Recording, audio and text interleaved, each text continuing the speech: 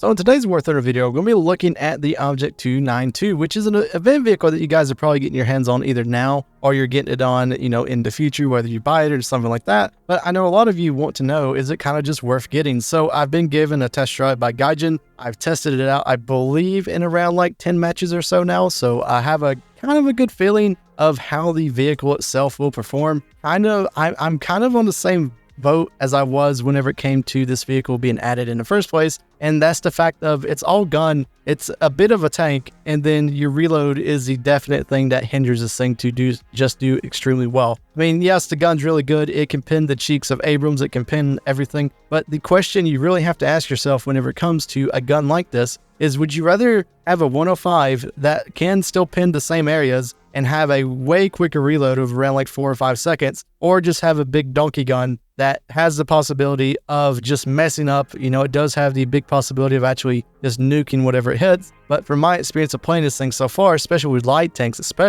this tank has been a little bit of a struggle. Sometimes these light tanks like TAMs and as well as Strikers have been taking more than one hit. Some of them even 3 or 4. And to be honest, it kind of is annoying. So definitely, if you want to get this vehicle, I definitely would recommend it. I mean, it's going to be different than, the vehicles that you see within the German tech tree. It is a 152 instead of a 125, which just means that the gun plays a little bit different, which I think is really good. So now let's talk about stats whenever it comes to the Object 292. So stat-wise, the vehicle itself is coming in at about a rating of 10.0, which means that you're able to see 9.0 and you're able to see 11.0. So if you look on the down spectrum of it, of being a down tier, it is really good. Most of the stuff at 9.0, 9.3, even around 9.7 shouldn't be able to pin you. Once you start to see rounds like the M33 or, M900 or, little pin rounds like M82981, basically you'll just be eaten to death. If this thing gets up tiered to 11.0, which I assume will happen pretty frequently because, there is a very good 11.0 American lineup, you basically don't have any armor. So it is a little bit of an issue with the vehicle itself, but at the same time, you're kind of in a spot of where it's going to be really good in down tier armor-wise,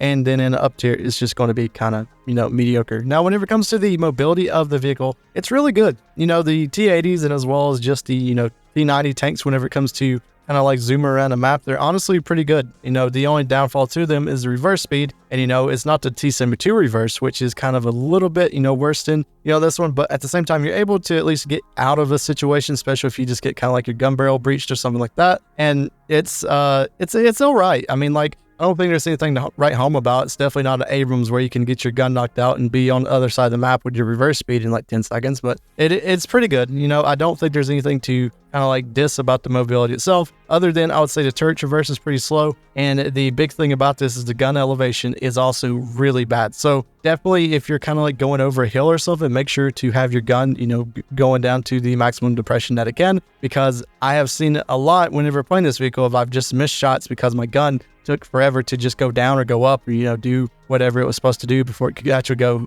towards the enemy. Now, the Achilles heel of this vehicle is definitely the reload. The reload is 10 seconds flat. There's no way to improve it because it is an autoloader, which means that even if you have 0 crew skills, you will pretty much always have the best reload that you can get. And let's just say that you lose a crew, you also get to keep your really good reload. Well, I shouldn't say really good reload, but your like average reload of 10.0 seconds. But the thing about it is, about this BR bracket, is that there's a lot of 105s going around, there's a lot of 120s going around, and they're just going to be able to beat your reload pretty much every time. And I know a lot of people said, you want to play this thing at range, which I mean is fair enough. It is kind of like where it should be very good in. Most of the maps in War Thunder kind of don't play to that play style, like Abandoned Factory, Campania. You have all these maps, which to me at least are kind of on the edge of, their CQB maps. So it's not the best in the world whenever it comes to a 10.0 second reload, but the thing about it is I feel like this gun, every time it shoots, should definitely do a ton of damage. So once you unlock the 292, it will come stock, as you all know, but there is one cool thing about the vehicle itself, and that is the fact that you really don't have to research anything to get your ammunition. So your ammo is going to be your APFSDS and as well as your HE. Now, for me at least, I feel like from playing this a little bit, the APFSDS is, while it's good, you still need to bring a little bit of HE just for those light vehicles like Bradleys, Pumas, all these vehicles. I feel like, to me at least, your APFSDS would just overpin and, it might be pretty bad. So definitely what I would do whenever it comes to the situation of, a lighter vehicle is if I pin them with APFSDS and I don't kill them, I'll switch to HE. But at the same time, you kind of have to remember that your reload is your downfall of this vehicle. So if you're kind of like spending time to, reload an HE whenever there's going to be like, MBTs coming around,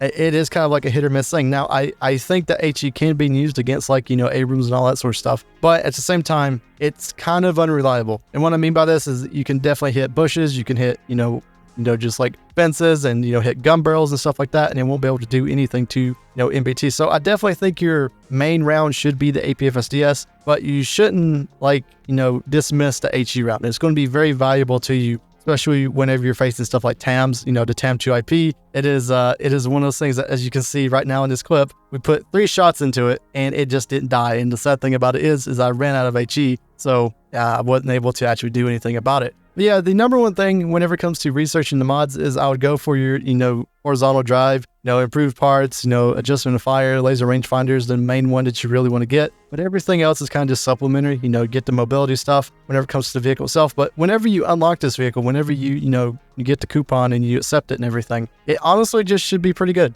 I feel like it is one of those vehicles that's going to have a pretty easy stock to spade, kind of like, spade of it, just because you're not really hindered by, ammo. It doesn't have thermals, so you don't have to worry about that. And the only thing that you really need is just a laser rangefinder. But even then, your APFSDS almost has 2,000 meters a second of velocity. So I don't know, you may need it, you may not need it, but at the end of the day, it is pretty good to have it just in case, especially since it's a new gun. You're not really used to it, especially since, if you play Russia, you're used to the 125, and the 125 just has a little bit less. So you definitely will have to kind of adjust for it whenever it comes to shooting targets. But yeah, it slots into the 10.0 lineup really well. You got the SU-25K, which is a premium that you can have. You got the 2S38, which is also a pretty good vehicle. You also have the T-72 Terms, which also should support the lineup very well. And you even have the Strela, which probably is like one of the best, SPAs within the game. So yeah, would I definitely say that you need to keep this vehicle? I would say no. I mean, it's definitely a cool vehicle, but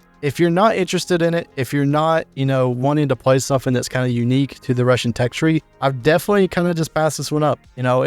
It's just cool. Like, I don't think it's meta or anything. I don't think it's going to be a vehicle that kind of takes over games. I mean, well, it will take over games because everyone will have it, but I don't think it's a vehicle that kind of just says, hey, I'm just kind of here. It's kind of like the M51 for Israel. And what I mean by that is that the M51 on paper is terrible. It doesn't have a stabilizer. It doesn't have, an APHE. It doesn't have, a 50 cal if you're counting the tech tree one. It just has so many like little weaknesses to it that just make it into a bad vehicle. And I kind of feel like the Object 292 is the same way. But the similarities between the like M51 for Israel and the 292 is that they have a really good gun whenever it comes to penetration. But in War Thunder, you have to remember penetration is not everything. And sometimes it's better to have, a lot less pen, but have good stats like reload or good stats like post pen or, all these wonderful things that come after the fact of you penetrated tank. So yeah, I would definitely say it's worth the grind if you've been doing it so far. It's pretty fun to play. And,